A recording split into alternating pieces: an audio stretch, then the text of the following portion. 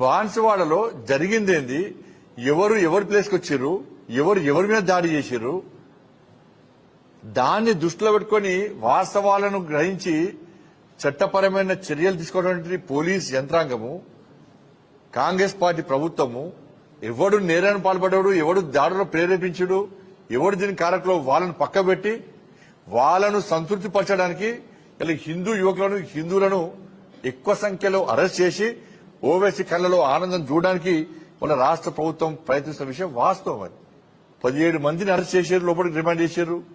దాదాపు ఇంకా 10-15 మంది ఇలా పోలీసుల బాధ భరించలేక భయపడి చెట్టుకోరు పుట్టగోలు పారిపోయి ఇలా భయానక పరిస్థితులు ఉన్నారు.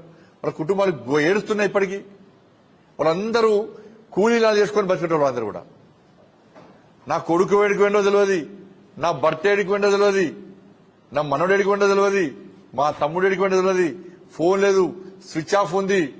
వాడు వస్తారా రారా, పోలీసులు పట్టుకపోయినరా, ఇప్పుడు మా ఊళ్ళో వేనరా, ఆ కేసుతో ఏం సంబంధం అని చెప్పి వాళ్ళు ఏడుస్తున్నటువంటి దృశ్యాలు ఇప్పుడు మీరే షూట్ చేశారు, వీడియోస్ మీరే తీసుకున్నారు. నాకు ఆరోగ్యం బాగలేదు, వాళ్ళ భార్యకు చెవులు నిలబడ్డాయి, మాటలు రావు, మనకి ఏం సంబంధం లేదు. కిరాణా సంపాదన కోసం పోతే వీడియోలో ఉన్నాడని చెప్పి పట్టుకపోయారు, ఫోన్ గుంజుకున్నారు, బండి గుంజుకున్నారు. ఎటువంటి ఎదురు చూస్తున్నా జైలుకి వెళ్ళాట. మాకు సమాచారమే లేదు. శ్రీనివాస్ వాళ్ళ తల్లి ఏడుస్తున్నది. ఇది చూసినాక ముఖ్యమంత్రి రాష్ట్ర సాధన పొందుతాడు దీని విషయం.